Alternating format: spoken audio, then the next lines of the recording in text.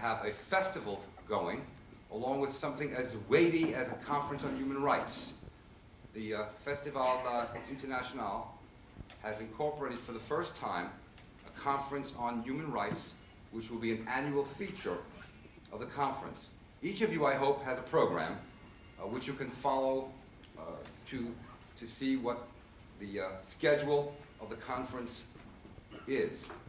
It began, as you've just experienced, with some extraordinarily haunting music. The music is called Ghost Dance. It was first premiered at the Kennedy Center for the Performing Arts in Washington, D.C. The composer, the person who received the commission, is Quincy Hilliard, who I see to my right. Quincy Hilliard, composer, professor of music at the University of Southwestern Louisiana, and he's rather busy these days on several issues, one of which is writing the composition for the Olympic Games, for the music of the Olympic Games to be held in Atlanta. So we're very grateful, Quincy, for your composition and for your strength.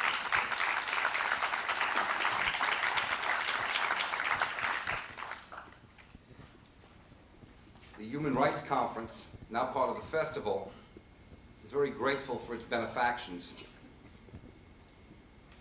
There are certain groups in the community that have provided encouragement and have provided financial support. In particular, we would like to thank the Hibernia Bank, Prudential Securities, and the law firm of Perrin, Landry, Delone, and Durand. Without them, this human rights component of the festival would not at all be possible. A quick note about the program. The heart of the program will be the presenters. 4 activists in human rights, racial justice, and social justice from around the Francophone world. It'll be very interesting. It'll be very interesting because it will be a kind of bilingual presentation.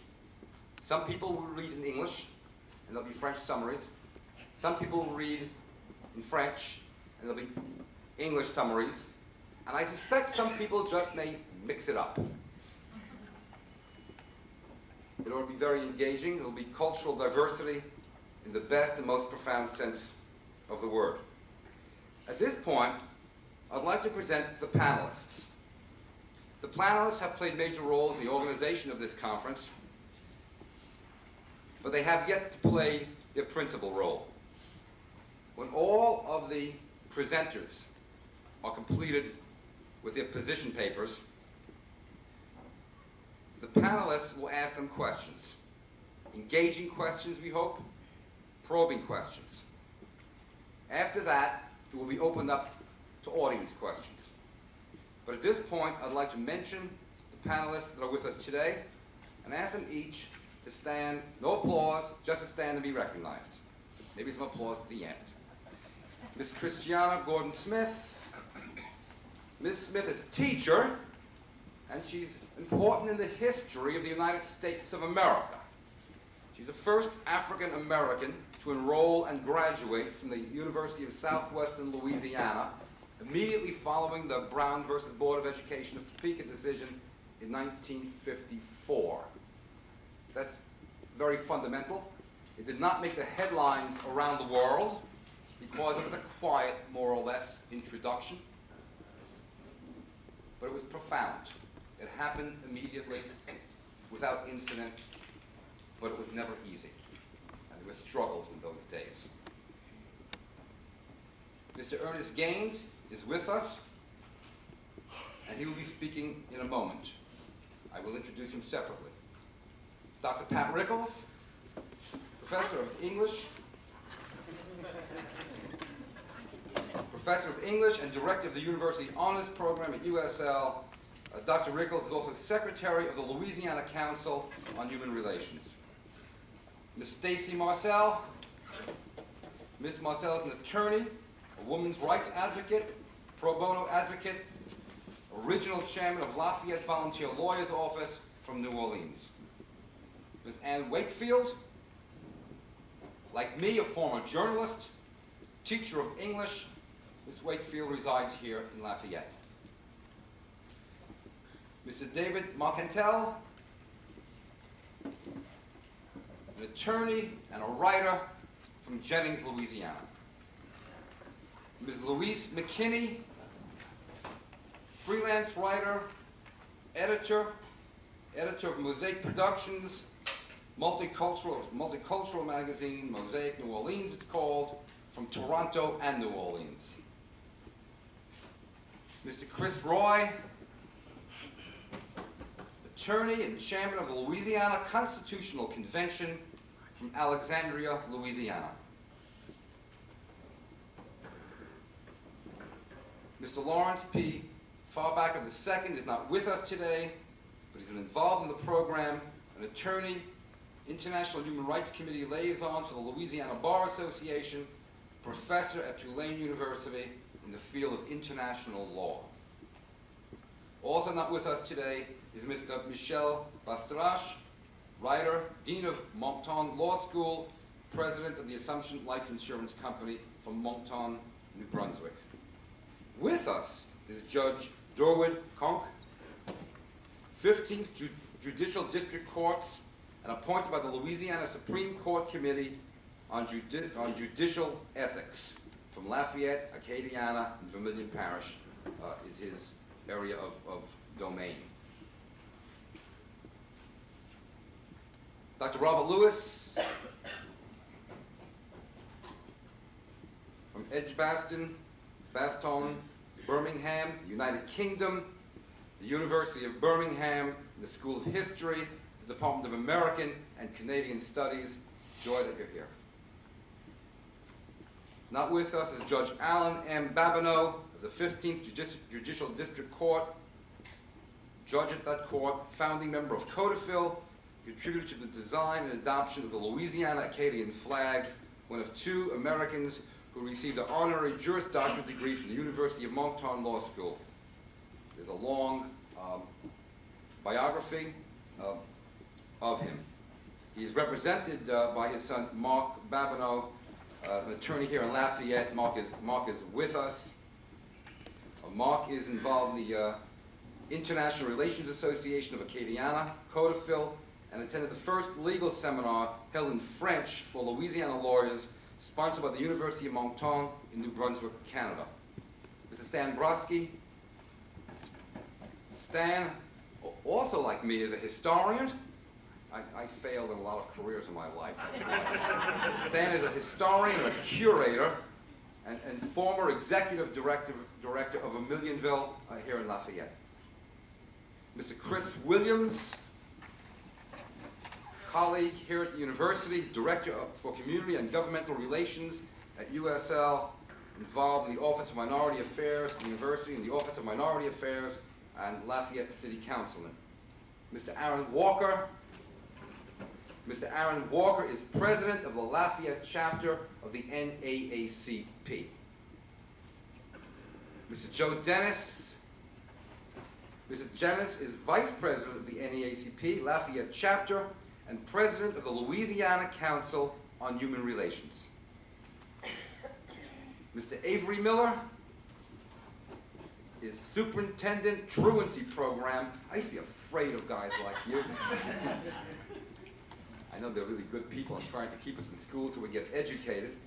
Orleans Parish School Board, Desire Housing Project, and publisher, Mosaic Productions, multicultural magazine, Mosaic New Orleans, of course from New Orleans. Mr. Claude Heist. Did I say that correctly? Heist? Heist. I'll say yes. Good. Mr. Heist is an attorney from Soissons, France, twinned with the city of Lafayette. Thank you very much for being here. And my colleague, Dr. Quincy Hilliard, who I introduced earlier, composer and clinician, assistant professor of music at USL. Thank you for the music, Quincy. The men and women I've introduced to you have a long long-standing commitment and a deep engagement in civil rights, human rights, and social justice. We're all going to be very interested in the questioning that will continue later. Before the panelists begin, I'd like to introduce a colleague, member of the panel. It's USL's Professor Ernest Gaines. Dr. Gaines has been writer-in-residence at the university for many years now. Distinguished author, innumerable books, most recently, A Death Before Dying. Dr. Gaines has won the prestigious MacArthur Award. In the trade, the MacArthur Award is called the Genius Award. Dr. Gaines is humble. I have no idea why. There's little to be humble about, but he insists on it. Dr. Gaines flew in especially for these days to be with us from Florida, and he will do a reading to help set the tone of this conference. Dr. Gaines will read from the Sermon on the River, which is from his award-winning novel, The Autobiography of Miss Jane Pittman. Dr. Gaines.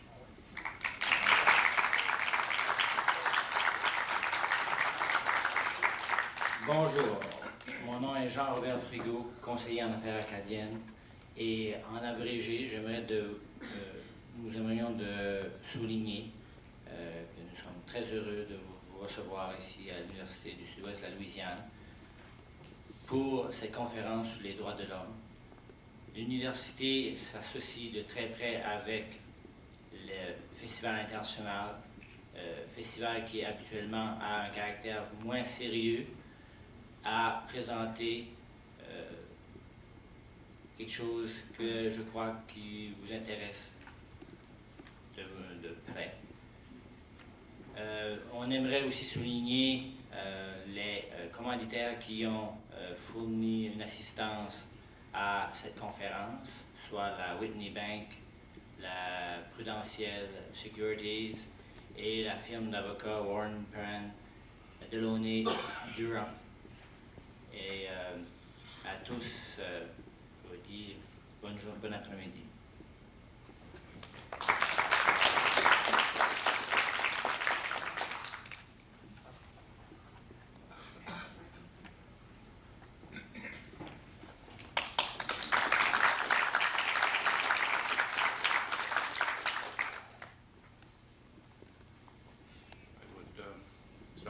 That I'd like to read from the autobiography of Miss Jane Pittman, and I'd like to read the chapter, The Sermon at the River.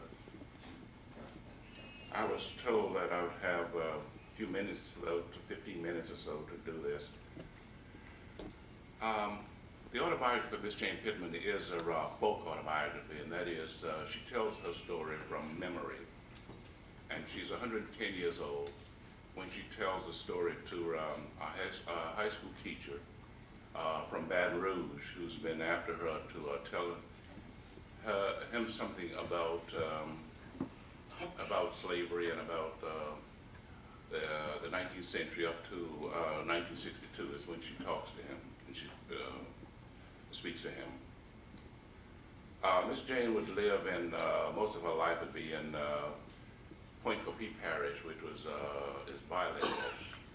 So Miss Jane is not, although she may have known the words of French, as my people did speak French as first language, Miss Jane speaks French as second language, and she's Baptist, she's Protestant, and more Anglo than Franco. So she may say things about French that we didn't expect. I didn't expect to be talking to people who were French in here today, so I may not have told. I mean, I've let Miss Jane say some of the things that she did say about her autobiography.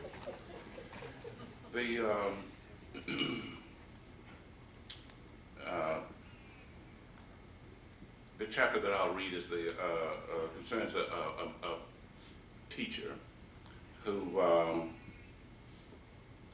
who, and this chapter is really based on someone that actually taught in Louisiana just around before the turn of the century, and he was assassinated. He's buried on the river bank of that river where I grew up, Falls River in Point-de-Vie Parish. And whenever I go to Point-de-Vie Parish to visit that plantation where I grew up, I would always visit his gravesite. I was there about a month or so ago. But anyway, this character is based somewhat loosely around the character who was assassinated then.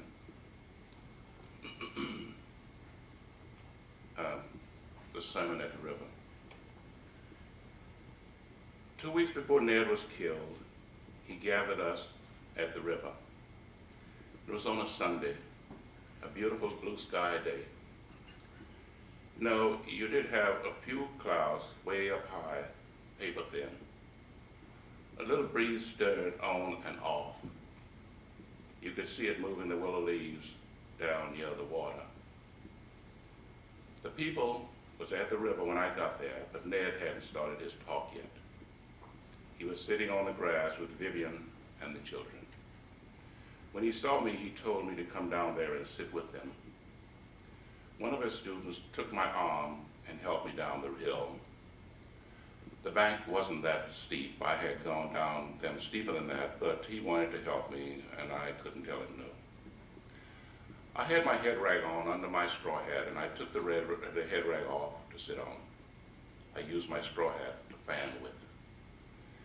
Ned was there in his army uniform looking serious.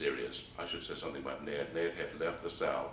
He had gone north, and he had gone and fought in the Spanish-American War, and he had started teaching out there to be educated. Ned was there in his army uniform looking serious. I asked him what was the matter. He told me nothing was the matter. But Jane, the oldest girl, told me that the white people had been passing by there ever since they came down to the river. She pointed at two men fishing in a boat now. It was close enough for me to see who they was, two of the Lecoq brothers from Bayonne. They made their living on the same boats running up and down the St. Charles River. Maybe you ought to not talk today, I said. That's what they want, he said. When everybody had come there, Ned got up and turned his back to the river and to the men out there in the boat. He told us to kneel while he prayed. After the prayer, he told us to sit down. I looked back at the people who was there, mostly children. The old people had stayed home, scared. Miss Jane is telling this much later when she's 110 years old. She said, I can't remember everything Ned said to us that day. I can't even remember half of what he said. But I can remember some. I can remember it because Ned believed in it so much, and his talk at the river that day definitely hurried him to his grave. This earth is yours, and don't let that man out there take it away from you, he said. It's yours because your people's bones lays in it. It's yours because their sweat and their blood done drenched this earth. The white man will use every trick in the trade to take it from you. He will use every way he knows how to get you wool gathered. He'll turn you against each other, but remember this. Your people's bones and their dust make this place yours more than anything else. I'm not telling y'all men on the earth. Man is just a little bitty part of this earth. When you die, you go back in the earth just like a tree, go back in the earth when it falls. Just like iron, go back in the earth when it rusts. You don't own this earth. You're just here for a little while. But while you're here, don't let no man tell you the best is for him and you take the scrap. No, your people plowed this earth, your people chopped down the trees, your people built the roads, your people built the levees. These same people is now buried in this earth, and their bones is further alive in this earth. I was listening to Ned, but I was keeping my eyes on the Lecoq brothers out there in the boat. They pretended they wasn't listening, but they was listening all right. Each time they whipped out the lines, they was looking over where we was. You got some black men, Ned was saying, that'll tell you that the white man is the worst thing on earth. Nothing more horrible. Nothing as horrible he wouldn't do. Well, let me tell you this, he said. If it wasn't for some white men, none of us would be alive here today. I myself probably will be killed by a white man. I know they're following me everywhere I go. When he said this, we looked at men out in the boat. Look at me, Ned said, not at them. When the people turned their heads toward him, he went on. But even when he raised the gun or the axe or anything else he might use, I won't blame all white men. I'll blame ignorance. Because it was ignorance that put us here in the first place. The ignorance on the part of both the black man and the white man. Because the white man didn't have to go in Africa with guns to get us.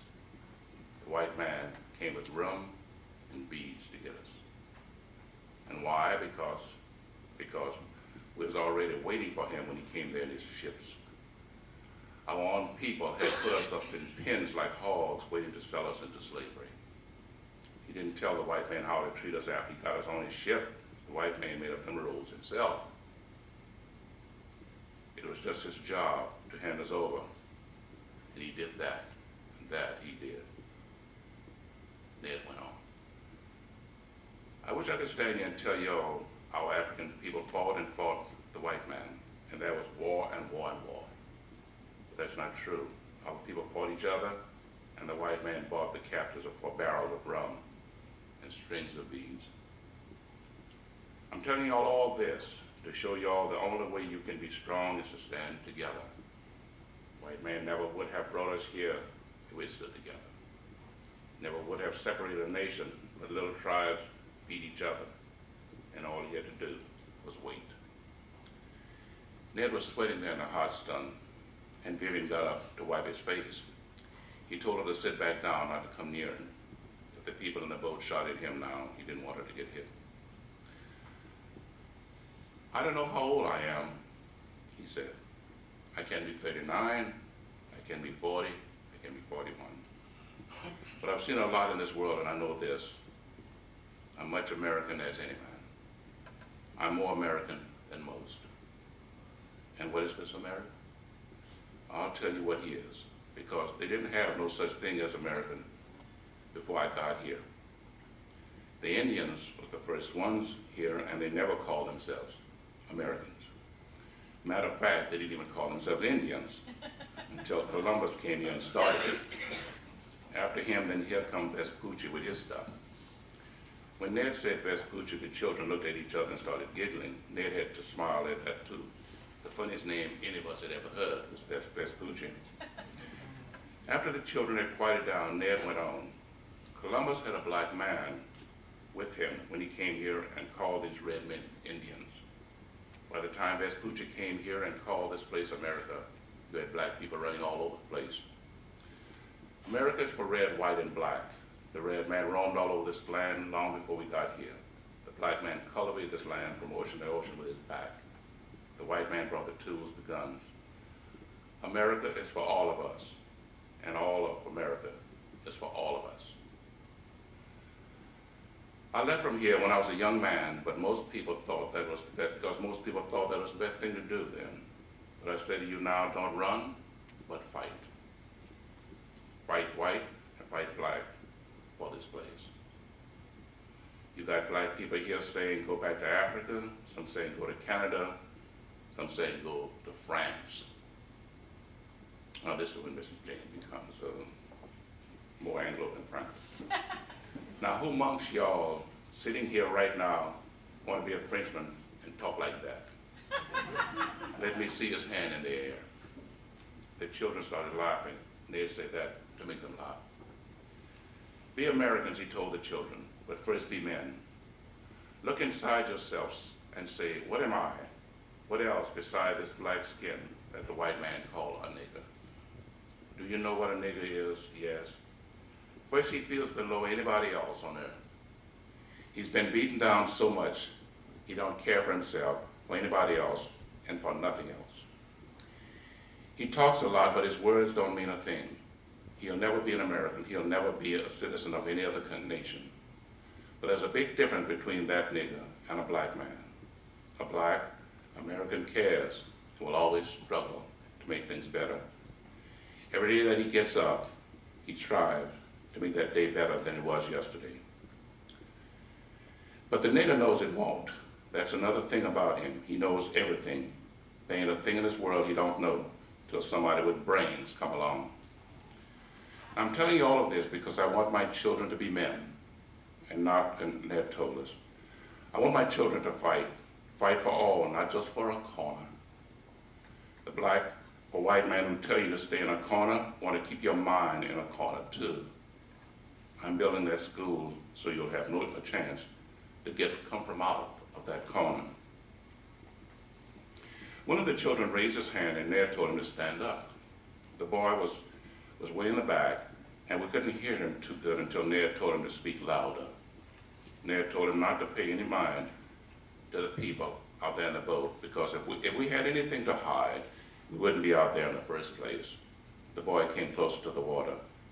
Professor Douglas, the boy said, you keep saying we ought to not listen to Mr. Washington, but ain't Mr. Washington saying to keep the race from getting slaughtered? Mr. Washington grew up around these white people down here. He know a lot about these people. They shoot a black man down just for standing on 2 feet. Now this may be something that the people in the North don't know yet. And another thing, Professor Douglas, the boy said, ain't he saying learn a trade because a trade is the thing that's gonna carry the country? The boy stood there with his hands to his side till Ned told him to sit down. The boy sat down quickly, but looking at Ned all the time. I felt very proud seeing how well Ned had trained them. Ned smiled and nodded his head. He was proud that one of his students had asked him a question like that. He was always harping on Mr. Washington, and here was another chance to harp on him again. I agree with Mr. Washington on trade, he said, but trade is not all. I want to see some of my children become lawyers. I want to see some of my children become ministers of the Bible, some write books, some to represent their people in the law. So trade is not all, and working with your hands while the white man write all the rules and laws will not better your lot. Now that other thing, don't mess with the white man and he won't slaughter you. Well, let me tell you a little story. My own mother was killed by men like that, not because she was messing in their business. She was trying to leave the South after she had heard of her freedom. Her head and my little sister's head was bashed in with sticks. But other people was killed on that day, and many, many have been killed since. I agree that many of them have been killed because they stood up on that 2 feet. But if you must die, let me ask you this. Wouldn't you rather die saying, I'm a man, than to die saying, I'm a contented slave? Mr. Washington might have had the safety of our race in mind. I think Mr. Washington did, but since he made that statement over 5 years ago, over 1,000 men have been lynched, and for no other reason, but their skin was black. Ned took out his handkerchief and wiped his face, then he folded it carefully and put it back in his pocket. Maybe one day he will tell you to leave this country or die in it, he said. There's talk out there right now that this can happen. Well, let me tell you this, warriors. He's got no idea how many of us are here. All of us look alike to him anyhow. So he'll count 10 and he'll get tired and not count the other 5. And that's on our side. So this is what you do. I may not be with you, and I hope it never come to happen. But if it come to happen, this is what you do. Now you let everybody go except one young man in each family. Let that young man hide in the swamps, hide in the fields, anywhere he can hide, let him hide. And when the rest are safe, let that young man set fire. As many fields, as many woods, as many houses and barns and cribs he can. Let him run till his black legs refuse to move, till his black arms hang to the ground. Show them warriors the difference between niggers and real black American. Ned got quiet and looked at us a long, long time. His eyes were sad. Behind him, the river was blue and calm, nothing to disturb the water. with that boat over to the right there. Let us pray, warriors, that day never, never happen, he went on. Because if it do, it'll be the worst day of your life and for this country. When he got through talking, his shirt was soaking wet with sweat. He came back where he was and laid down beside his wife. Everybody was quiet, thinking about what he had said. I felt Ned looking at me. For a while, I kept from looking back at him, but keeping my eyes on the people out there in the boat. But the longer I looked at them, the more I could feel him looking at me. Then I looked in his face, and his eyes said, "You know, I'm going to die, Mama." But I know he had no fear of death, but just feeling for us. Thank you very much.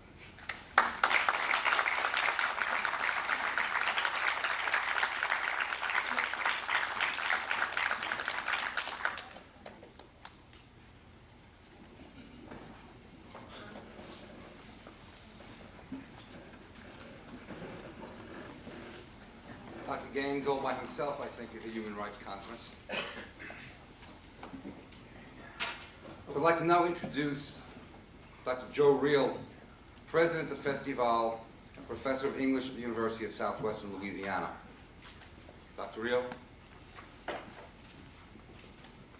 Et maintenant, j'aimerais vous présenter le président du Festival International de Louisiane, le Dr. Joe Reel.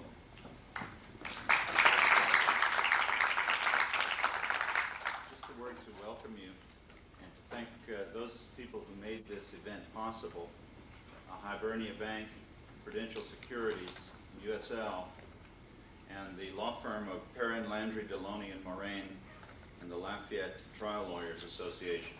We want to thank them for making this possible and for creating something which I think will last a long time.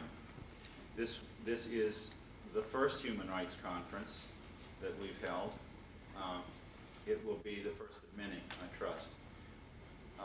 Festival International, as many of you know, is not simply about music in the streets. It's a cultural event, it's an educational event, and it's a humanitarian event. And so events like this, Human Rights Conference, are extremely important to us.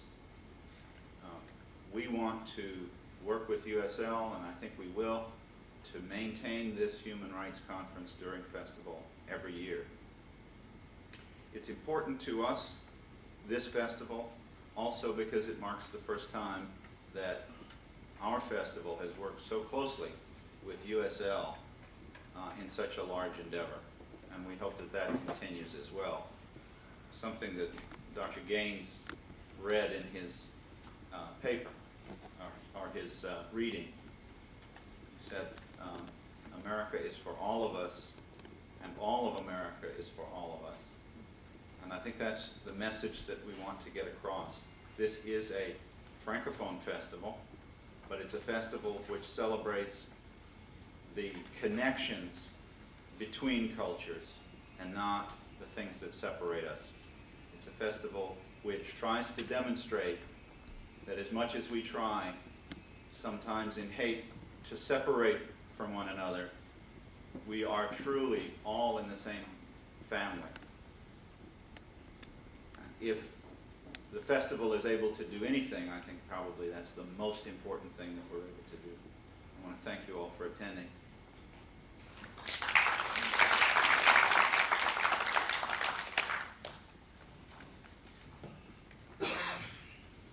The first presenter is Warren Perrin.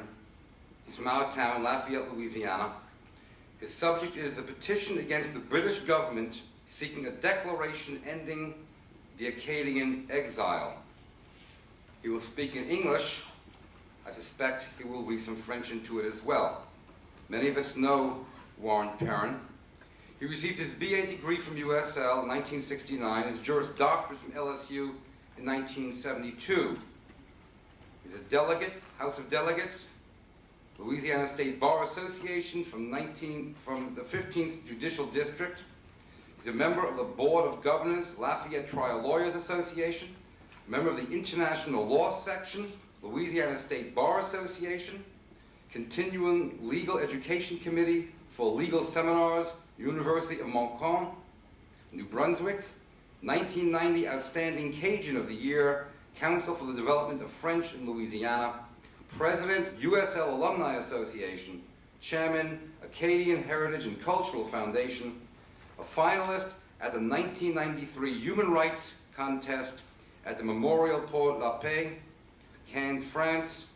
He has lectured on international law in Louisiana, Canada, and France, and is a partner in the Lafayette law firm of Perrin, Landry, Delaney, and Durand. Warren Perrin.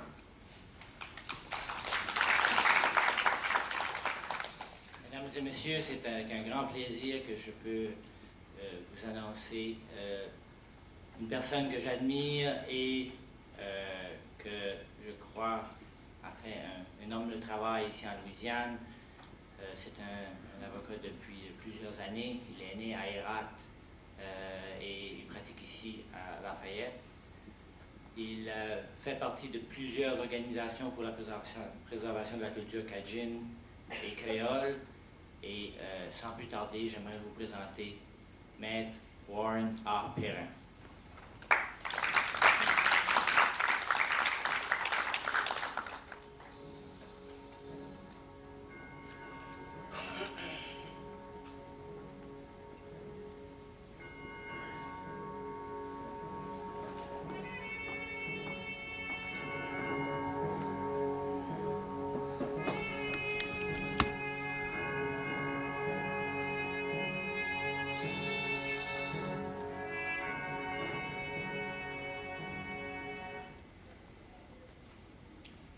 Listen to my story. Listen to the story of my people. Supreme Court Justice Harry Blattman announced his retirement recently. He stated the most difficult thing that he had to achieve in his life was to understand the cultures of other people. He obviously succeeded because he is known now as one of the most compassionate men to ever sit on the United States Supreme Court. The study of our culture is not so much the celebration of our past as it is building a bridge to the future. Listen now to the story of my ancestors, the story of old Acadian. In 1604, my French ancestors founded the first French colony in North America in what was called Acadie. Today, it's called Nova Scotia. Those people left a tyrannical system in Europe and sought, as Longfellow said, eternal bliss with nature. They went into the primeval forest, and they discovered something there that no one knew existed. They discovered liberty. They discovered and created a new culture, a culture which wholly developed within the North American continent. Unfortunately, these people became a pawn between the two most powerful nations of the world, who were struggling at that time for control of North America, the French and the English. Finally, in 1713, when England took control of Nova Scotia, the Acadians had a choice of staying or leaving. Most of them stayed, and in fact, ironically prospered for some 40 years under British rule. They prospered because Queen Anne granted to them rights as British subjects. The right to practice their religion, the right to own property, and finally, the right to be neutral and not have to take up arms against their brethren, the French. All of this changed when a gentleman named Charles Lawrence came and plotted the exile of the Acadians. They were exiled in violation of British and international law. They were kept in internment camps during the French and Indian War, and following the conclusion of the Indian and French War, or the 7 Years' War in 1763. They were excluded from the terms of peace in the Treaty of Paris, perpetuating their exile forever. Later, Spain brought them to Louisiana, and they flourished in the bayous and prairie lands, and their English neighbors could not pronounce Acadian, and their name was eventually shortened to Acadian and finally to Cajun. I filed a petition with the British government in January of 1990, and I asked for a number of things, including a declaration that the Acadian exile be found to be at an end. I believe it is never too late to correct a wrong. Just recently, 2 days ago, a Frenchman was convicted of collaborating with the Germans over 50 years ago. I say, why not go back 250 years to correct a wrong that was done to the Acadian people? I will give a brief summary in French and then discuss the 5 major points of my petition. Tout a commencé en 1604. À 1713, pendant les guerres européennes, l'Acadie change 7 fois de main. Et les Acadiens veulent rester neutres. En 1713, dans le traité d'Utrecht, signe entre la France et l'Angleterre, cède l'Acadie aux Britanniques qui changent le nom pour Nouvelle-Écosse. La couronne d'Angleterre propose alors aux Acadiens de prêter leur serment allégeance absolue ou de partir. Ils décident de partir, mais les Britanniques, les besoins pour les nourritures pour les soldats et les nourritures et réparer les digues. Avec le gouvernement Phillips, en 1720, les Acadiens signent un serment d'allégeance qui leur permet de rester neutres. La Nouvelle-Écosse connaît la paix pendant 30 ans. La guerre reprend en 1744 et les Acadiens respectent leur serment et leur neutralité, mais lorsque le gouverneur Hobson, malade, retourne en Europe et Charles Lawrence le remplace et organise la déportation. Son plan est d'expulser les Acadiens et prendre les bonnes terres et les belles terres des Acadiens. Il veut donner toutes les terres à les Anglais. De 1755 à 1763, les soldats de Lawrence chassent les Acadiens, d'abord en Gueye dans les colonies de la Nouvelle-Angleterre, ceux qui ont été arrêtés. Les gouverneurs n'ont pas été avertis. Ils ne savent pas quoi faire avec eux. Ils se gardent dans les bateaux comme esclaves. D'autres les rendent en Angleterre où ils se gardaient comme prisonniers jusqu'à la France vient les chercher pour les installer à Belle-Île-en-Mer, sur la ligne acadienne et au Poitou. Mais quand l'Espagne veut peupler la Louisiane, elle va les chercher en France. Les 7 bateaux qui arrivent à Nouvelle-Orléans en 1784, avec ceux qui sont venus de Halifax, sont responsables pour le peuplement acadien de la Louisiane. Avec les Français, les Indiens, les Noirs, les Espagnols, déjà en Louisiane, ils forment le groupe qu'ils appellent aujourd'hui les Cajuns. Je suis fier d'être Cajun. My petition has 5 major points. Number 1, the exile was begun in a time of peace. Therefore, the rights that had been granted to the Acadians had to be dealt with under the civil system of laws then in effect. This is crucially important because in a time of war, civil rights are suspended in every nation in the world, and under international law, advantages of people may be taken in the interest of the country's war effort.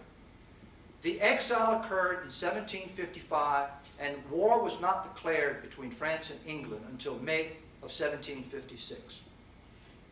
Number two, the exile order was never ordered by the British government.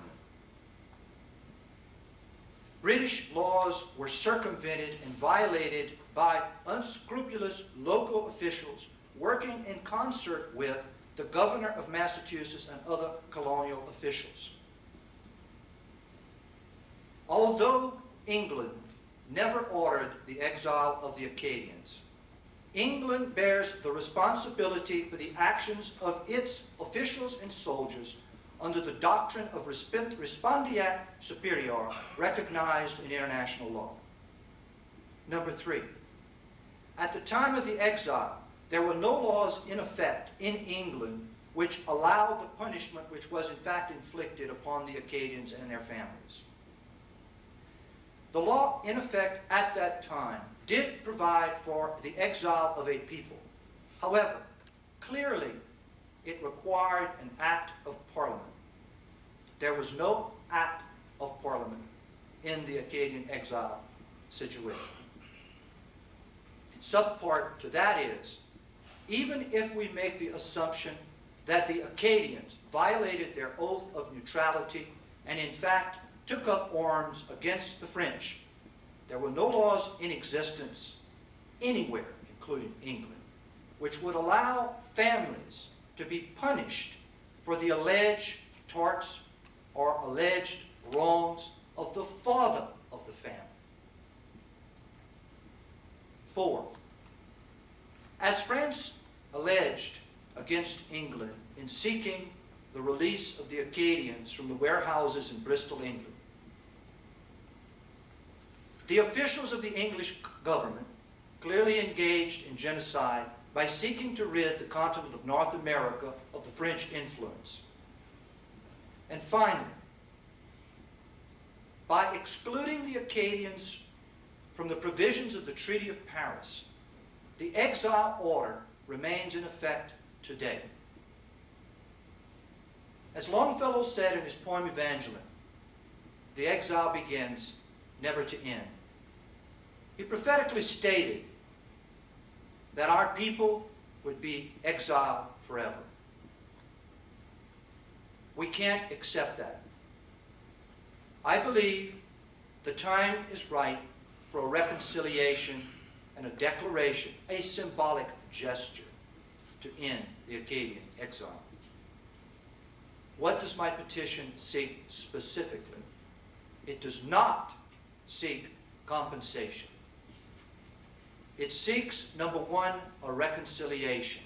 And for there to be a reconciliation, there must be an admission that a wrong occurred, and this must take place. Secondly, a declaration that the exile is over.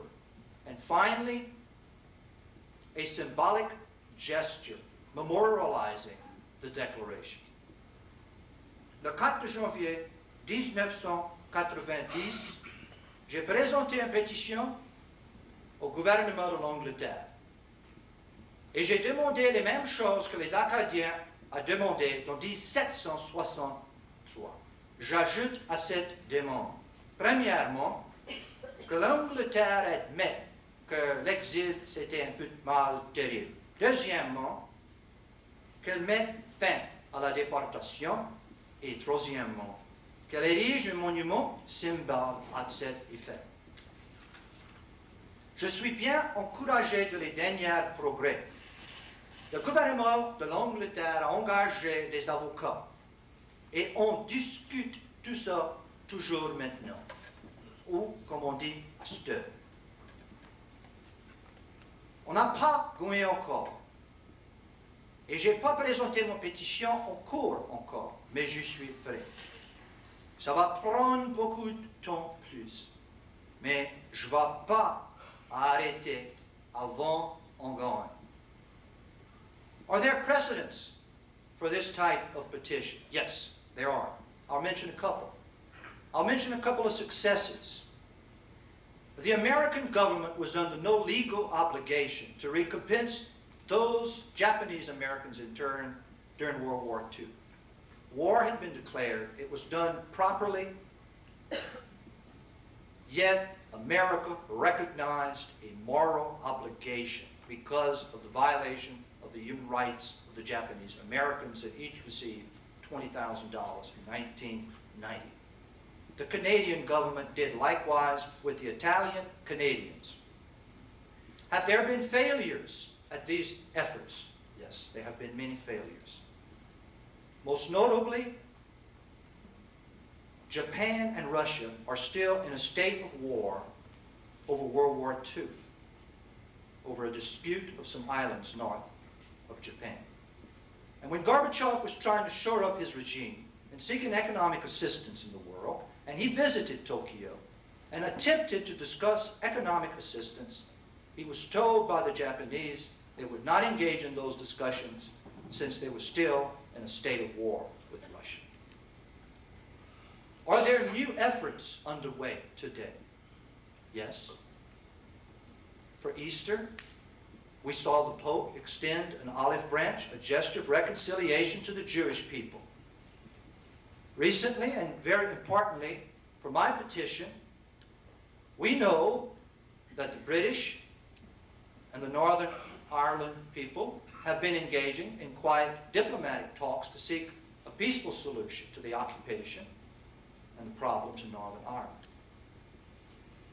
Are we making progress? Yes. It took a while for the British representative to appreciate the seriousness of the petition. This, I believe, we've accomplished.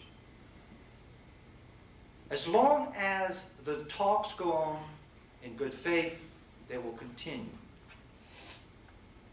When it is determined, and if it's determined that it is necessary to file the petition, I have many volunteers who have offered to do so in the Court of Human Rights in Europe. This past summer, we received tremendous support. A joint resolution of the Senate and House of the State of Louisiana passed a resolution urging the British government to continue with these negotiations to declare an end to the Acadian exile. And a certified copy of that resolution was delivered to Prime Minister Major. Listen to what is so unique of my culture. The liberty that these people discovered, along with the merging of the Creole African influence in this area of Louisiana, has developed one of the only cultures within North America that was not brought here from another country. It developed wholly within North America. I submit there is no other people that came to America against their will other than the Acadians and the Africans. I submit that this uniqueness has set us apart in the eyes of other people. It makes us unique. It brings the world to our doorsteps to visit with us. But ironically, this uniqueness must be continued. It must be developed, because we share so many connections in church, in family, in land, in sea, and tragedy. And we must continue to recognize and appreciate the commonality between our cultures that exist in South Louisiana. Pierre David Primo a dit, nous sommes un people unique, Acadien, Creole, Noir. We must learn to appreciate these connections. We must learn to appreciate others' cultures. Because just as the past shapes the present, certainly it'll shape the future. Although we came here in different ships, we're all in the same boat together. Merci. Vive l'Acadie.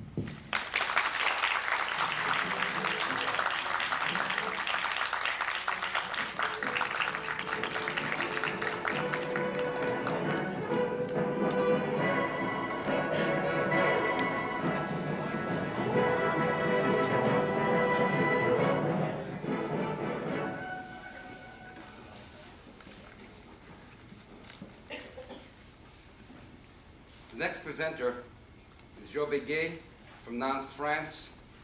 The subject is economic and social rights, essential aspects to human rights.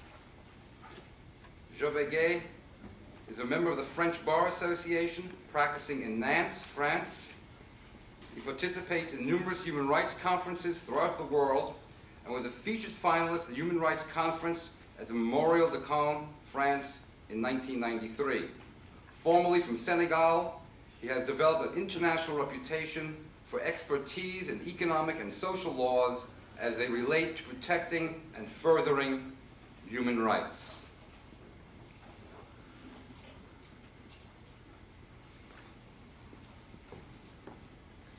Et maintenant, j'aimerais vous présenter le prochain orateur. Il est de la région de Nantes en France. Il est né au Sénégal. Il a participé à plusieurs conférences sur les droits de l'homme et a été l'année passée au Festival de Caen, au mémorial de Caen en France. Il a développé une réputation internationale pour son expertise sur les droits sociopolitiques et économiques. Et sans plus tarder, j'aimerais vous présenter M. Diobe Gueye.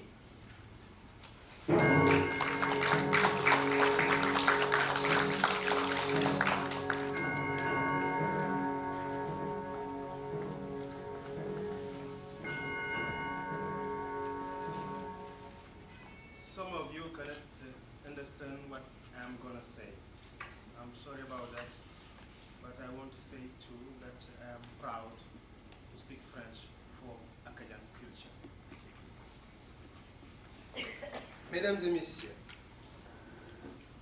j'ai donc l'honneur ici devant vous, par l'occasion qui m'est offerte par le Festival Acadien, d'avoir à vous entretenir des droits de l'homme. Quand on parle de droits de l'homme en général, on pense tout de suite à des organisations comme Amnesty International. On pense tout de suite à des gens qui sont brimés dans leur opinion, dans leurs droits, j'allais dire individuels, en tout cas droits physiques, liberté d'aller et de venir, liberté d'avoir une opinion politique différente. Je pense que cette démarche, qui n'est pas condamnable en soi, tout droit de l'homme est à défendre. Tant à oublier cependant ce qui me paraît essentiel, ce qui me paraît prioritaire, c'est-à-dire l'aspect économique et social des droits de l'homme. Car j'allais dire que celui qui a faim n'a que faire de sa liberté de parler, sinon pour crier j'ai faim. Celui qui est malade n'a que faire de sa liberté d'aller et venir, sinon pour dire j'ai mal. C'est pourquoi mon combat sur les droits de l'homme s'attache donc à cet aspect essentiel que sont les droits économiques et sociaux. Et c'est aussi pourquoi j'ai aujourd'hui l'honneur d'avoir à rappeler à nos consciences que la quintessence des droits de l'homme réside dans la considération qui est faite à l'être humain. Qu'il n'y a pas d'humanité sans vie, mais qu'il n'y a pas de vie dans la faim et la misère. Déclaration des droits de l'homme, article 3. Tout individu a droit à la vie. Déclaration des droits de l'homme, article 25. Toute personne a droit à un niveau de vie suffisant pour assurer sa santé, son bien-être ainsi que ceux de sa famille, notamment pour l'alimentation. Dès lors, mesdames et messieurs, toute situation qui révèle une négation de ce droit, de ce besoin primaire de nourriture, constitue une violation de l'homme, des droits de l'homme. Par suite, elle oblige la communauté internationale à la combattre.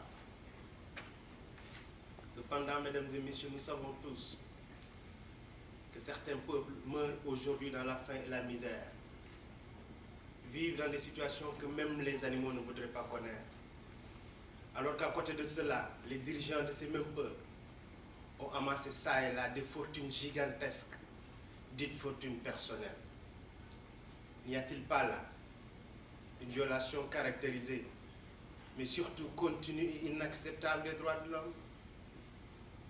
Cette situation n'oblige-t-elle pas justement la communauté internationale, vous, nous, à combattre? Ma réponse, vous en doutez, est assurément oui. C'est donc aussi que mon propos est de vous amener à la même conviction. Alors ensemble, observons cette situation par des exemples délibérément insupportables. Ensuite, ensemble, essayons d'examiner les moyens pour agir. C'est l'hebdomadaire Le Point, un hebdomadaire français qui nous révélait en 1991, mais la presse en général, dans son ensemble, en a fait un écho concordant, en nous apprenant, en essayant d'estimer les différentes fortunes des différents dirigeants de ces pays pauvres. C'est ainsi que nous apprenions que Mobutu avait une fortune évaluée, à peu près c'était en 91, à 2,5 milliards de dollars. Qu'à l'époque Duvalier de Haïti avait 120 millions de dollars au bas mot. On nous parlait de Marcos avec un iceberg en or massif. On nous parlait de Noriega avec une machine miracle à faire de l'argent. On nous parlait de Ceausescu, aujourd'hui disparu. On peut se demander combien pour Eyadema, combien pour ce président, général ou pas, de ce petit État des Antilles ou d'Afrique, combien pour ce ministre, cet ex-ministre, bref, ce petit fonctionnaire de n'importe quel petit État connu pour sa pauvreté. Et pourtant, mesdames et messieurs, nous avons tous vu ces images insupportables. Souvenez-vous donc, le Biafra naguère, l'Éthiopie hier, la Somalie aujourd'hui, ou encore d'autres peuples en train de mourir comme des animaux, à l'abri encore des caméras. Et pourtant, qui ne sait pas en ce sens que les enfants des bidonvilles de Mani, de Yamoussoukro ou de Dakar ne mangent pas à leur faim? Savez-vous, mesdames et messieurs, vous l'avez vu avec moi, que cette jeune somalienne s'acharnait sur l'écorce d'un arbre uniquement pour y trouver la force de l'écorcer? On a appris, mesdames et messieurs, les facéties de cette ex-première dame haïtienne organisant des fêtes dans des endroits artificiellement gelés. Imaginez donc le coup, uniquement pour le plaisir de porter des fourrures. Mais haïtiens, ils n'ont pas le minimum vital. Africains, ils sont décimés par la faim et le sida. Le maréchal président du Zaïre vient à Nice d'être tressé dans l'ex-président à vie d'Haïti mène une retraite à vie dorée avec les milliards appartenant au peuple haïtien. Et c'est-à-dire qu'il n'y aurait pas d'espoir. Je ne le pense pas, car les bonnes volontés sont là, individus ou organisations humanitaires internationales qui disent et font ce qu'ils peuvent. Mais malheureusement, en face de cela, les détenteurs de pouvoir de décision qui disent et font ce qu'ils veulent. Et pourtant, nous parlons d'une même communauté. Cette communauté internationale, notre communauté internationale, censée régie par une charte universelle. Voici le pacte international relatif aux droits économiques et sociaux. Pacte entré en vigueur depuis 1976 et destiné à donner force juridiquement obligatoire aux droits reconnus dans la Déclaration des droits de l'homme. Voici encore pour notre propos les dispositions de l'article 22 de la Charte universelle qui énonce que chacun est fondé à obtenir la satisfaction des droits économiques grâce à l'effort national et à la coopération internationale. Et là, le constat se révèle. Il est implacable, il est douloureux et il est insupportable. C'est la carence de l'effort national. Carence par la faute des dirigeants. Carence par la cupidité et la médiocrité de ces mêmes dirigeants. Mesdames et messieurs, savez-vous que les peuples miséreux d'Afrique et d'ailleurs supportent le paiement d'intérêts de dettes dont ils n'ont jamais profité? Qui ne sait pas que la presque totalité de l'argent emprunté aux non-nations est d'environ 500 millions de dollars? Souvenez-vous alors ce que je vous disais tout à l'heure sur l'estimation de la fortune personnelle du président Mobutu. On disait 2,5 milliards de dollars. À lui seul, il pourrait assurer. Sa seule fortune pourrait assurer l'alimentation pour tout le continent. Mais encore, voici l'OMS. l'Organisation mondiale de la santé, dont le but est d'amener tous les peuples à un niveau de santé correct, dont le budget est également sensiblement 550 millions de dollars. Souvenez-vous, Mobutu à lui seul pourrait financer l'Organisation mondiale de la santé. Mais surtout, d'autres sur l'Afrique pourraient le faire. Ils préfèrent construire des cathédrales milliardaires. Et la communauté internationale ne peut se contenter de déclarations de bonnes intentions ou de condamnations de principe à chaque fois qu'elle est interpellée par les médias. Il faut agir. Et l'occasion idéale pour faire jurisprudence. Et il y a urgence. Le devoir d'ingérence doit être tout de suite économiquement matérialisé par la confiscation de ces fortunes dites personnelles au fin d'un juste réemploi pour les peuples pauvres qui, et le paradoxe est cynique, en sont destinataires originels et propriétaires légitimes. À ne pas le faire, à ignorer cette dimension économique du devoir d'ingérence, l'on courra peut-être le risque d'actions militaires de plus en plus répétées sans que jamais le problème ne soit résolu. Mais surtout, cette violation inacceptable des droits de l'homme va continuer, mais surtout, la communauté internationale va demeurer complice du crime. Alors, par ma voix, les peuples victimes vous prient de dire à la communauté internationale de faire en sorte que l'espoir suscité par l'émergence d'un devoir d'ingérence ne se révèle pas vain. Comme disait l'humoriste fort connu en France, ce n'est vraiment pas ma faute, ou ce n'est pas vraiment ma faute, mais si je ne fais rien, ça pourrait le devenir. Pas de doute, mesdames et messieurs, que pour votre part, chacun individuellement tente de faire ce qu'il veut. En tout cas, ce qu'il peut. Je ne doute pas un seul instant parce que contribuables de grands pays démocratiques d'Occident, vous avez payé des impôts. Et que sur ces impôts, des ponctions ont été faites pour aider, soi-disant, ces peuples victimes de l'intolérable. Savez-vous également que par ce moyen, donc, vous pouvez agir? Savez-vous que vous avez intérêt à agir? Savez-vous, comme je le dis souvent aux Français, que l'aide accordée à ces pays coûte chaque année, par foyer fiscal, 1 000 francs. Peut-être en Amérique, cela coûte-t-il beaucoup plus. Pouvez-vous donc laisser continuer cette situation qui consiste à vous prendre des impôts, à soi-disant aider des peuples que vous avez envie d'aider, et retrouver cet argent en appartement à New York, en villa à Hollywood, ou planqué dans les banques en Suisse, ou dans les paradis fiscaux, ou simplement à côté de votre compte dans votre propre banque, l'argent que vous avez gagné par votre sueur et que vous avez voulu donner pour aider. Je pense que l'équation est simple et personne ne peut continuer à accepter cette situation. Et que chacun, je ne le demanderai pas à tout le monde, je ne rêve pas, mais je demanderai à chacun, pour sa part, de penser dire, parce qu'il est dans une démocratie où l'on s'exprime, ne serait-ce que par le vote, ça suffit. Arrêtons l'intolérable.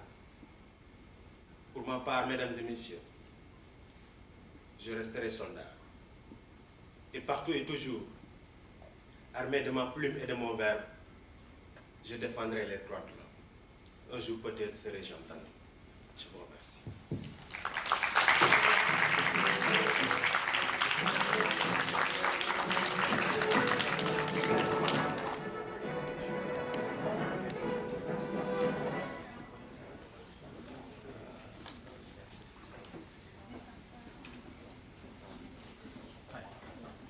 You may have noticed there's been a change in the program. Michael Kostigoff is not with us today. The final presenter is Jean Ouellet from Quebec, Canada. The subject, Approaches to Language and Freedom of Expression, Application to the Acadian Exile. Jean Ouellet is called to the Quebec bar in 1990. He is a lawyer with the firm of Longley Robert. where his practice involves primarily civil litigation and various aspects of labor law, including arbitration, employment standards, employment contracts, dismissals, benefit packages, contractual liabilities, and insurance law. Mr. Ouellet has won several moot court competitions, including the prestigious international moot court competition, the Memorial de Caen, France, in 1993. He is a guest lecturer at Laval University in trial practice and grievance arbitration, and has served as a judge for international moot court classes. In April 1994, he served as one of the judges for the international moot court competition, the Memorial de Caen, France. Mr. Ouellet lectures extensively on national and international cooperation. Mr. Ouellet.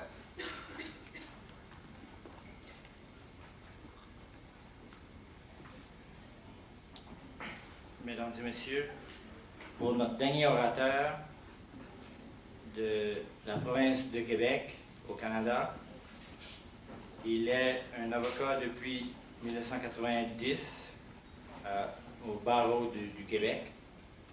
Il fait partie de la firme d'avocats et notaires Langlois-Robert, où il pratique principalement dans les droits civils et divers aspects des droits au travail, de l'arbitrage, des standards d'emploiement, des contrats et les différents bénéfices sociaux. M. Ouellet, en plus, a gagné plusieurs prix dans les concours de juristes internationaux, dont celui du mémorial de Caen, en France, en 1993. Il est aussi un invité à l'Université Laval de Québec, où il pratique la jurisprudence sur des causes internationales. Il a, en 1994, servi comme membre du jury de la cour de la compétition du mémorial de Caen en France, et sans plus tarder, M. Jean Ouellet.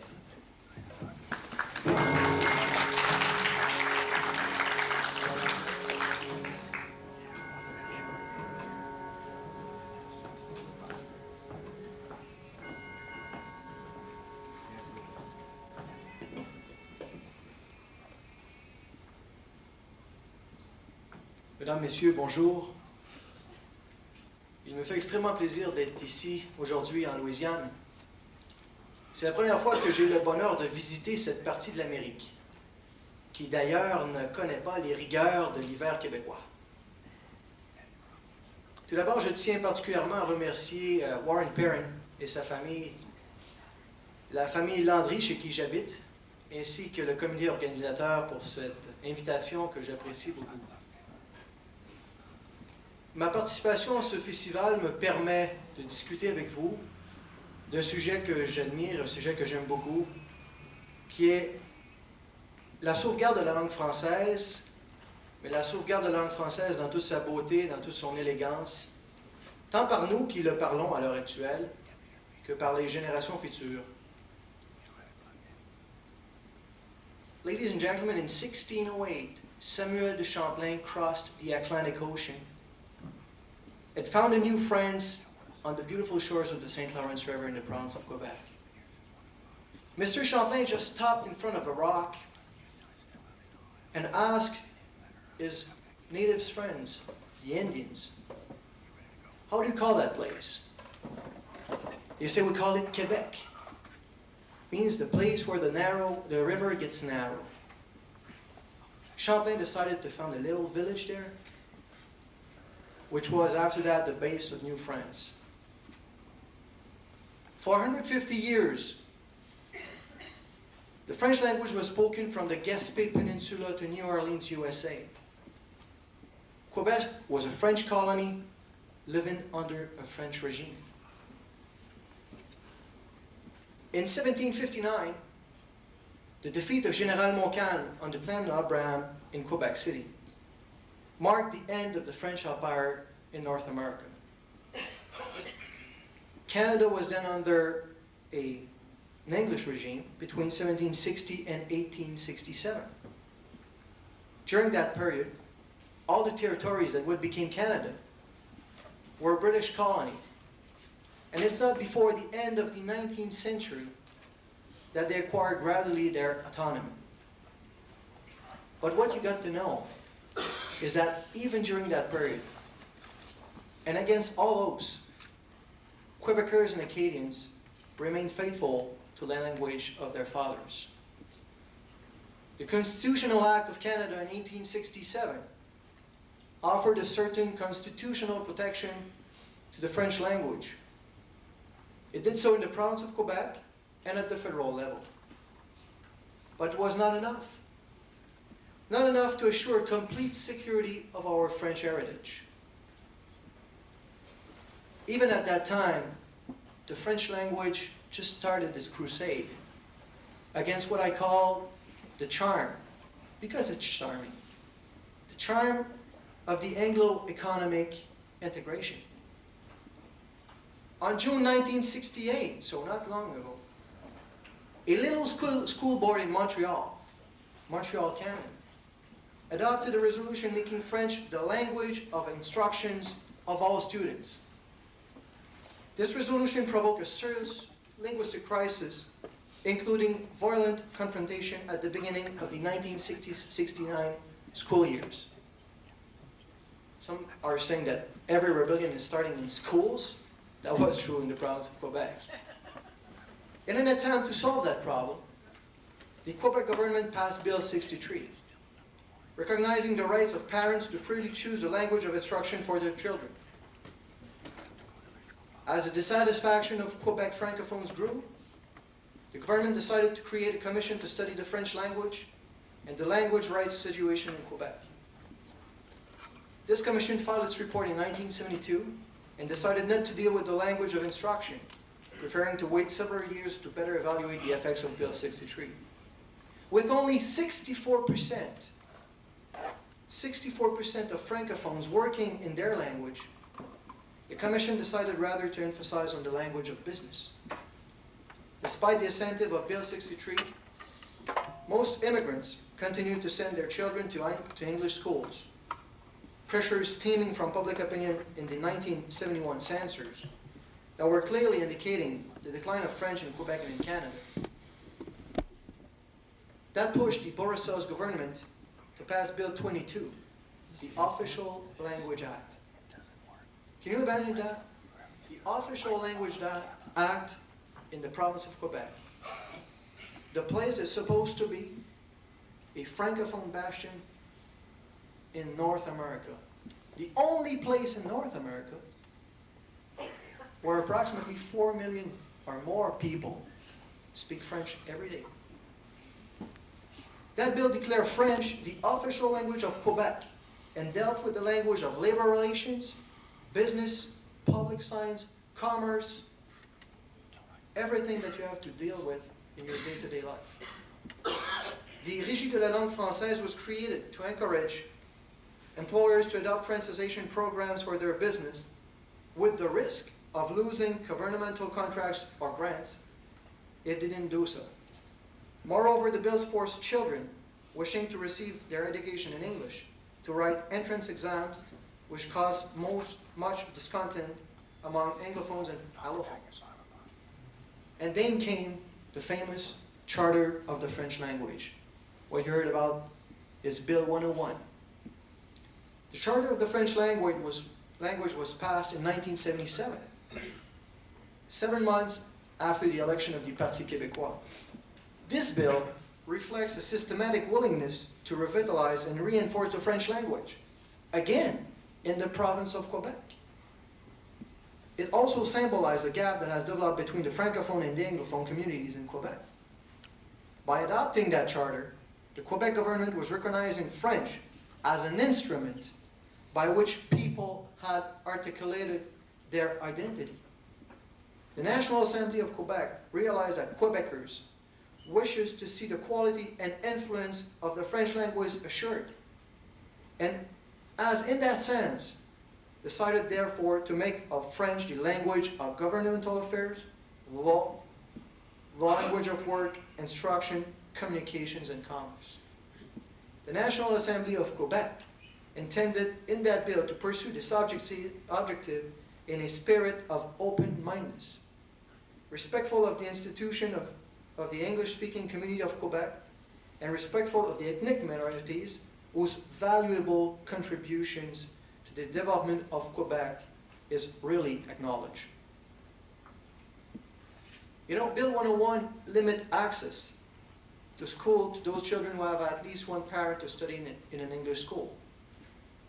As far as the language of business is concerned, a Francisation mechanism for business was put in place by the Office de la Langue Française. And, you know, contrary to Bill 22, the Francisation of business is no longer optional. Francisation program must include measures to ensure the employee of the business that they work in French, and to ensure that internet communication between management and the employees, and between employees themselves, are in French.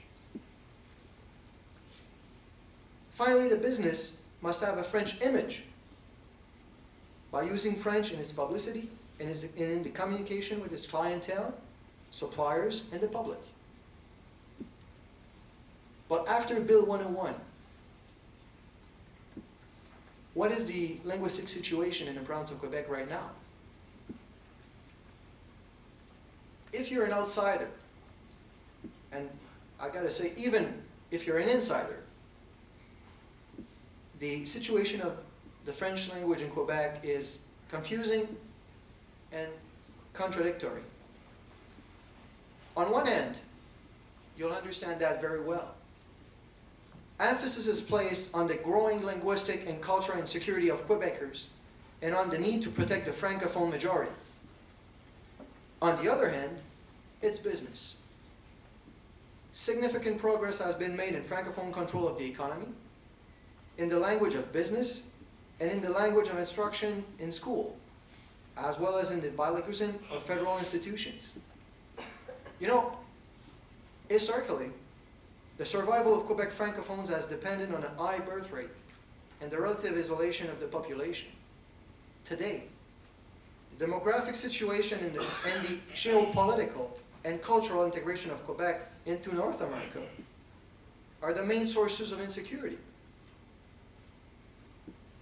We have fantastic neighbors. We have Anglo-Canada and we have the United States. But those fantastic neighbors, they speak English. And in a foreseeable future, the main threat to the French language will come from sectors beyond the control of linguistic legislation. Got to tell the free exchange of cultural goods, the speed of international communication, the development of new technologies, and the world economic pressures.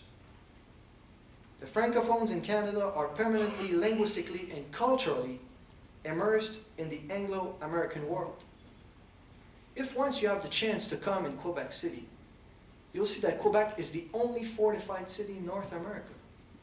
We've got fortifications all around the city. But we're not able to find a fortification high enough to break CNN. CNN is everywhere, like ABC, CBS, and CBC. They're everywhere. So our people, the Francophone, they also want to see what is going on Desert Storm. So they look at CNN.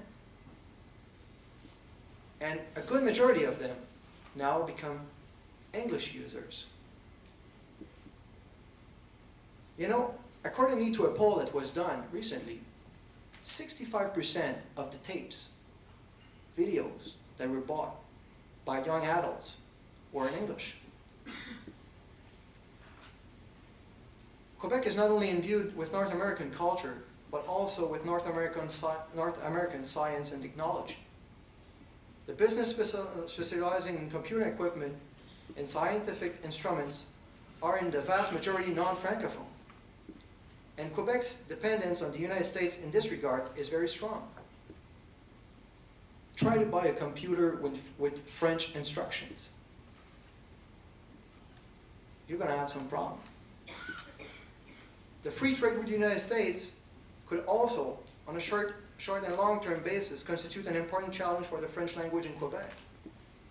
In fact, will not the economic standard resulting from the agreement have priority over the linguistic standard in numerous fields in which those two aspects are present and in possible conflict? More importantly, it is likely that the larger degree of economic integration resulting from free trade will make it more and more difficult to commonly use French as a language of business. I want to be clear. I'm not saying at all that free trade, new technology, new computers, communications are wrong. They're great. We're using them, all of us, every day. What I'm saying is that we all know that we're living in a world where, you know what, people are saying that money talks. Money don't talk. Have you ever tried to talk to a penny or a dollar? Please talk to me, dollar. People talk. And where I come from, the majority of people are talking the language, the French language. And it's not because money talks that you have to forget what language you're talking. You know, we're living in a world where people think that money represents the real power. Just take a brief look at the greatest civilization of that world, and you will discover that pride is, was, and will be the strongest asset of humankind. Pride to be white, pride to be black, pride to be an Indian, pride to speak English, and pride to be French. So we have to keep on and try to speak French as long as we can, even though money talks. Somebody asked me to compare that to the Acadian situations. Vous savez, en Acadie, on a été obligé de se déplacer. On nous a forcés à se déplacer. Les Acadiens ont été déplacés ici aux États-Unis, dans un paradis louisianais. Nous, au Québec, on n'a pas à se déplacer. C'est la langue qui vient à nous. C'est la langue des affaires, la langue du commerce, qui envahit un peu notre territoire. La situation a changé, nous ne sommes plus en terre envahie, nous ne sommes plus en moment où les gens iront déplacer d'autres populations par la force. Mais par les médias, par la télécommunication, on atteindra peut-être le même objectif. You know, the rights of Francophone, inside and outside Quebec, are to be promoted and taken care of. Opposing the rights of Anglophone and Francophones is not right. It has to be avoided. I think that what we must do to be effective is to find ways of promoting the rights of both the Anglophone and the Francophones by making and respecting the heritage of both. You know, a great challenge lies ahead. And in Louisiana today, I'm going to recall you the word of a famous writer, a writer from England, who maybe you have heard about. His name is John Lennon. He said that in the 70s. Imagine all the people living in peace. You may say I'm a dreamer, but I'm not the only one. Merci beaucoup.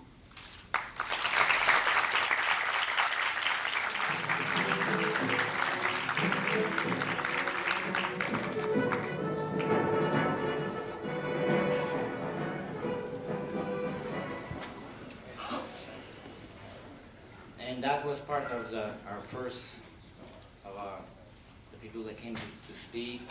Now, time for the people who come to sing.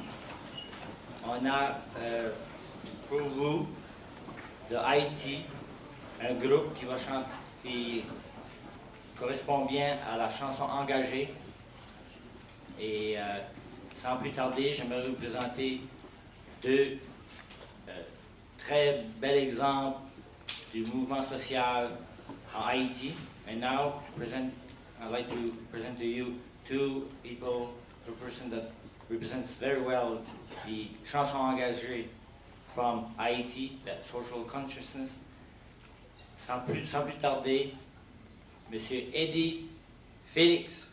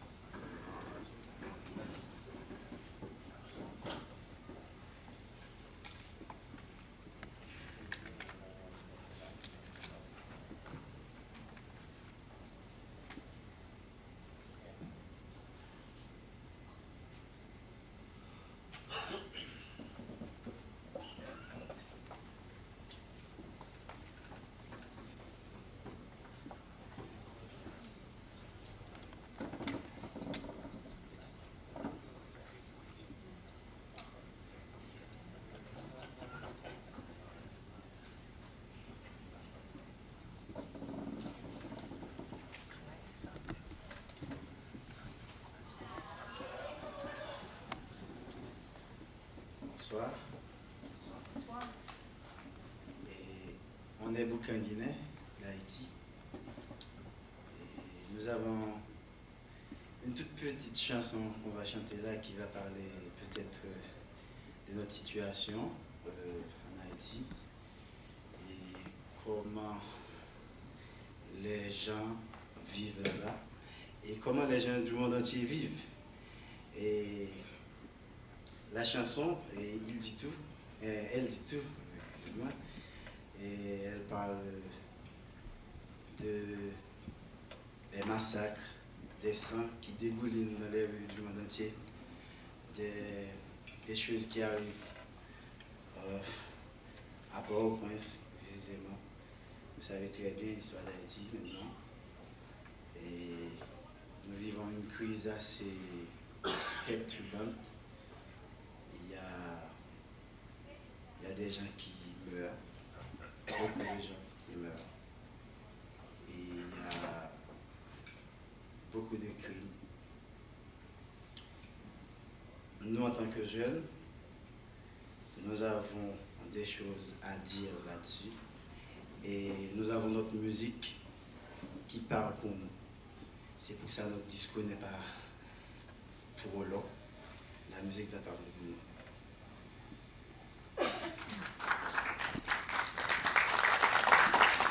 Bonsoir.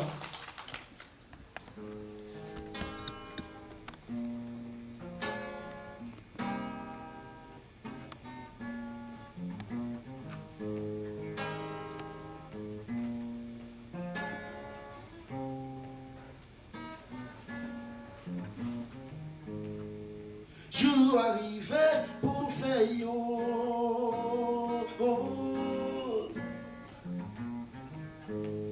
c'est pas nous qui voulons ça, mais c'est papa qui voulait l'aime, nous pas de tourner, nous devons marcher dans la lumière. Oh, oh, oh, oh, oh, oh, jour arrivé pour faire tout ça qui bon. Je pour le checker, gâter bien, qui côté nous les aller. Oh, papa critiquer pied prochain. changer cœur. Oh, oh, oh. L'engade bien, j'en fais mieux à souffrir. Ma chère nous a chimé côté yon, remé l'autre ya ya. Pour nous vivre plus bien. Oh, oh, oh. Pour nous vivre plus bien. Oh, oh, oh. Plus bien. Oh, oh, oh. Pour nous vivre plus bien. Oh, oh, oh. Plus bien, bien. Oh, oh. Merci.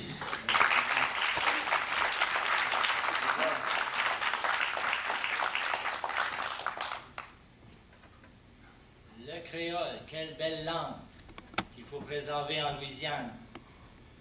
Et maintenant, pour une autre représentation de la langue créole, mais cette fois ici de Martinique, une personne qui vous chantera la chanson « Voici les loups », Joe Desormeaux.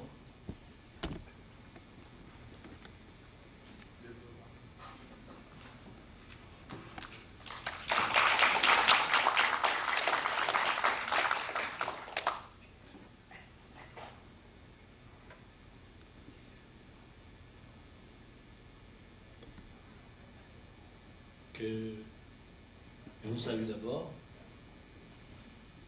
Je remercie votre invitation. Je m'appelle Joe Desormeaux, originaire de la Martinique. Depuis plus de 20 ans, je chante des chansons engagées. C'est un combat de longue haleine.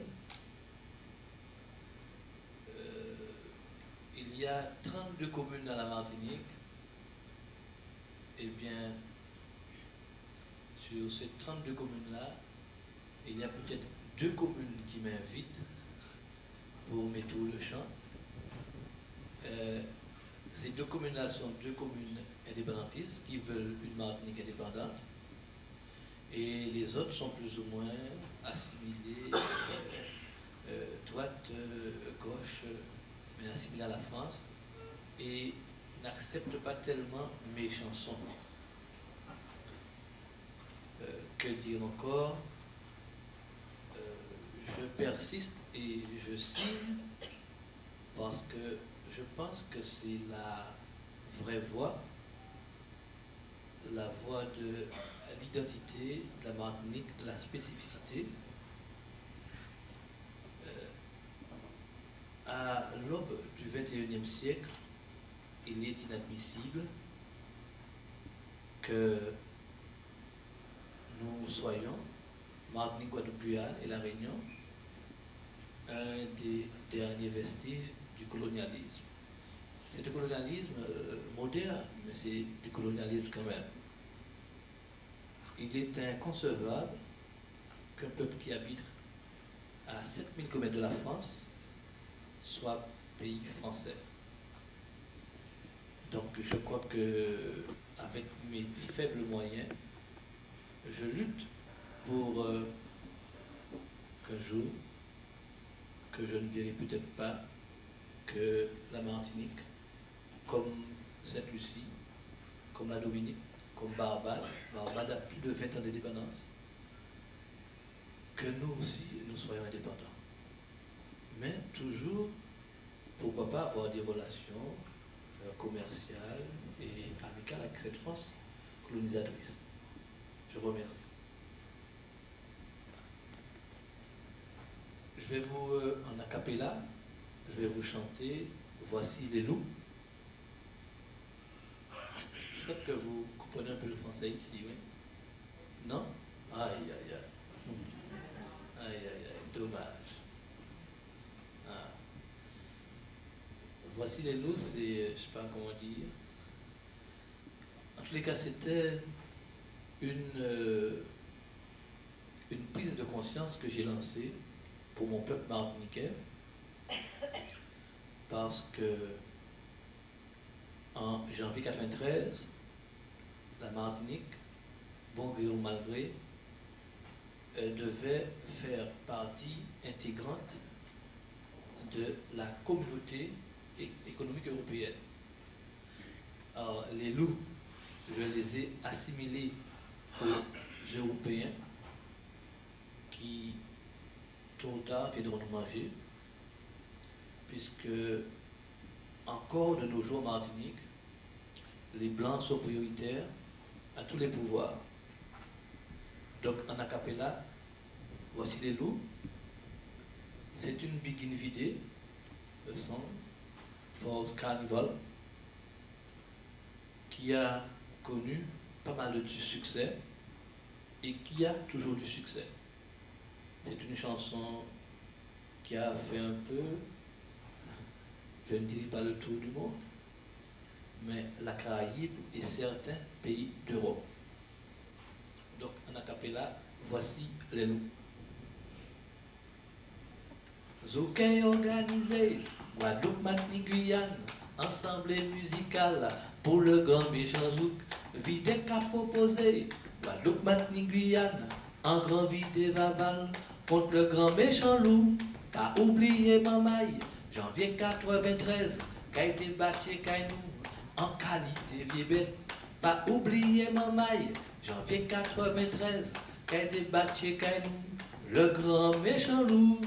Où voici le loup, où voici le loup, où voici le loup qui les dévoré nous, où voici le loup, où voici le loup, où voici le loup qui les extincté nous, père, mâche, père, mâche, père, mâche, mâche, mâche, mâche, père, mâche, père, mâche, père, mâche, mâche, mâche, mâche.